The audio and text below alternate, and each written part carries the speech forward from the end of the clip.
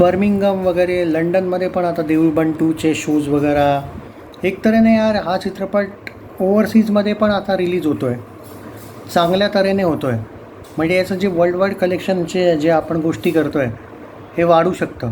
होऊ शकतं की राजा शिवाजी जी मराठीमध्ये सगळ्यात टॉपवर चित्रपट 130 करोड वर्ल्ड वाईड ग्रॉस त्याला हा तोडू शकतो. कारण ज्या पद्धतीने जर हा चित्रपट बाहेर रिलीज होतो आहे चांगल्या तऱ्हेने, कारण मी आत्ता काही पोस्टर्स वगैरे बघत होतो, तरडेंनी आय थिंक त्यांच्या म्हणजे पूर्ण टीमने का देऊळ बंटूच्या इंस्टाग्राम पेजवर पण मी बघतो आहे की काही पोस्टर्स वगैरे लावलेले आहेत.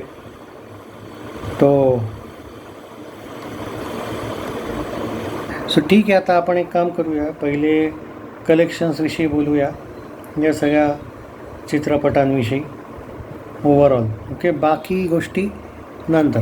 सगळ्यात पहिले तुंबाडची मंजुळाच्या कलेक्शनविषयी पण आपण गोष्टी बोलूया. काही अनपढांना मला एवढंच सांगायचं आहे की मित्रांनो, कलेक्शनला चांगलं म्हणणं आणि पिक्चरला चांगलं म्हणणं यामध्ये फरक असतो. ओके, सो कलेक्शन देतो आहे याचा अर्थ मी माझी ओपिनियन चेंज नाही करत आहे. सिम्पलची गोष्ट आहे, प्रत्येकाची आपली चॉईस असते. कोणी मला हे शिकवायची गरज नाही की तू कोणत्या चित्रपटाला चांगलं म्हणला की नाही म्हणलं. ओके, कलेक्शन गोष्टच वेगळी आहे. कलेक्शन देणं आणि रिव्ह्यू ही गोष्ट वेगळी आहे. संबंधच येत नाही की कोणत्या, म्हणजे जे अनपढ नसतील त्यांना ही गोष्ट कळेल की मी काय म्हणतो आहे की कलेक्शन आणि याच्यात खूप फरक असतो. आणि या चित्रपटाचा सक्सेस हा खूप जबरदस्त आहे, यात काही वाद नाही. तुंबाडची मंजुळाविषयी जर बोलायला गेलं तर काल 56 लाख आलेले, आज पण ऑलमोस्ट 50 ते 56 लाख यायचे चान्सेस आहेत. याच्याचसोबत हा चित्रपट मिनिमम 11.25 करोड ते 11.3 करोड किंवा 11.35 करोड जातो आहे. याचाच अर्थ एक 5 करोडचा चित्रपट आता सुपरहिट वर्डिक्ट घेतो आहे. तर महाराष्ट्र फाईल्सविषयी जर बोलायला गेलं, डिसअपॉइंटिंग कलेक्शन.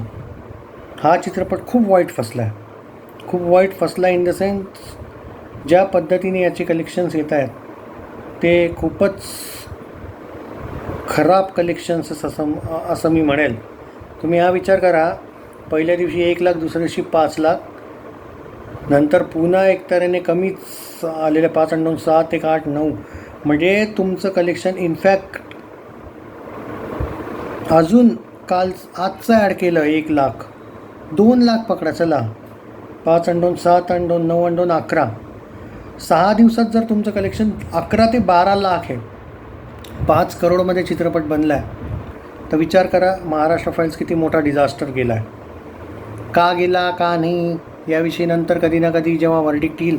वर्डिक्ट ॲक्च्युली खरं सांगू आलं आहे याचं फ्लॉपचं, पण आता काही दिवस कमीत कमी 1 वीक तरी द्यायला पाहिजे कलेक्शन्स, असं माझं मत आहे. आणि आता परवाच एक चांगला मराठी चित्रपट, मराठी युनिवर्स बनतं आहे एक, तर तो एक चित्रपट चांगला रिलीज होतो आहे म्हणल्यावर याचे शोज तर राहायचे संबंधच येत नाही.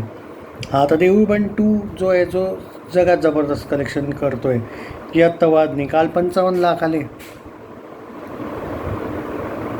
आज मिनिमम 50 ते 60 लाख येत आहे. ट्रेड्सनुसार हा चित्रपट आता 70 करोड चालला आहे ट्रेड्सनुसार. वर्ल्ड वाईडनुसार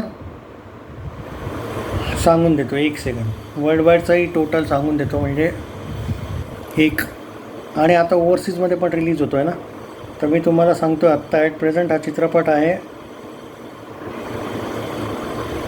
87 करोडच्या आसपास वर्ल्ड वाईडमध्ये, 87 ते 88च्या आसपास एक्झॅक्टली. आता प्रोड्युसर फिगर जोपर्यंत येत नाही, 1-2-3 दिवसांनी 90 करोड प्लस वर्ल्ड वाईड झाल्यावर येईल, तर तेव्हा आपण त्याविषयी बोलू. एक 8-9 करोडमध्ये बनलेला चित्रपट ऑलमोस्ट 88 ते 89 करोडच्या आसपास काहीतरी येईल. 87.5 ते 88 करोडचा आसपास पकडा, आजचं कलेक्शन ॲड करून ग्रॉसमध्ये म्हणतो आहे मी. तर तो इतका मोठा सक्सेसफुल आहे की त्याची काही कंपॅरिझनच नाही आहे. सो तुंबाडची मंजुळा एक सुपरहिट चित्रपट मानला जाईल किंवा हिट म्हणा, आणि देऊळ बंटू हा एक ब्लॉकबस्टर चित्रपट मानला जाईल. आणि द महाराष्ट्र फाईल्सविषयी आय डोंट थिंक की काही बोलायची गरज आहे. It's a very big flop at box office. आणि याच्या पुढे जो चित्रपट येतो आहे, आय थिंक 28 तारखेला पण एक, सॉरी 28 नाही, 19 तारखेला एक चित्रपट येतो आहे का मराठी, तुम्ही त्याविषयी पण एकदा बोलून घेऊ. अपकमिंग मराठी मूवीजविषयी जर बोलायला गेलं आय थिंक 19 तारखेला अदृश्य येतो आहे का कोणता, जेवढं मला असं वाटतं आहे की येतो आहे. आणि अजून एक कोणता तरी कब्बशी म्हणून आहे का कोणता. तर असे कोणते तरी चित्रपट येत आहेत. पण बाकीच्या चित्रपटांना डेफिनेटली आता हे एक तऱ्हेने हे करतील, काय म्हणतात त्याला, शोज काढतील. म्हणजे देऊळ बंद 2चे शोज राहतील, तुंबाडचे मंजुळाचे पण आता थोडे कमी होतील, पण याचे तर पूर्णच जातील, द महाराष्ट्र फाईल्सचे. सो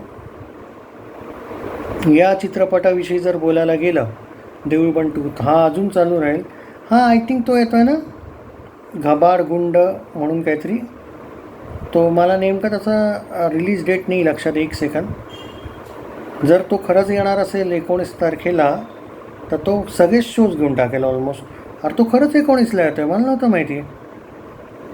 मग तर तो खूप शोज गेले. याचा अर्थ द महाराष्ट्र फाईल्सविषयीचं उद्या लास्ट आपण कलेक्शन बोलू, कारण का तो ऑलरेडी फ्लॉप झाला आहे.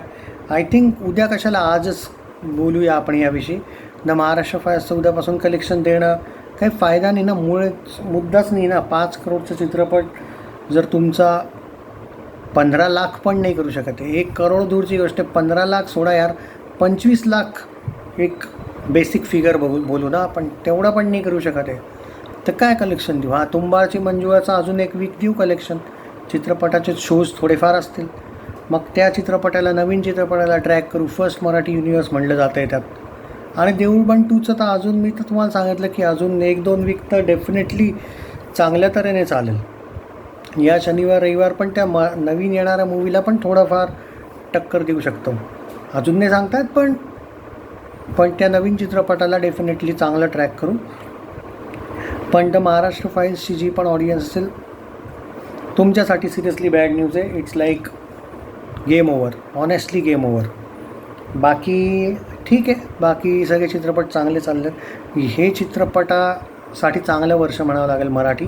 राजा शिवाजी, एक ते सुनबाई कोणती तरी चित्रपट आलेला, तो आपला क्रांतिज्योती विद्यालय असो, राजा शिवाजी सांगितलं, देऊळ बंद 2, तुंबाडची मंजुळा, अजून काही 1-2 छोटे मोठे चित्रपट पण आपला बजेट वगैरे क्रॉस केलं आहे. यावर्षी मराठीचं सक्सेस खूप बेटर आहे as compare to other years. So congratulations. बस असं वर्क चालू राहिलं पाहिजे, सक्सेस येत राहावा या इंडस्ट्रीकडे, यही एक तऱ्हेने एकच हीच इच्छा आहे. बाकी तुमचं काय म्हणणं आहे या सक्सेसवर जरूर सांगा.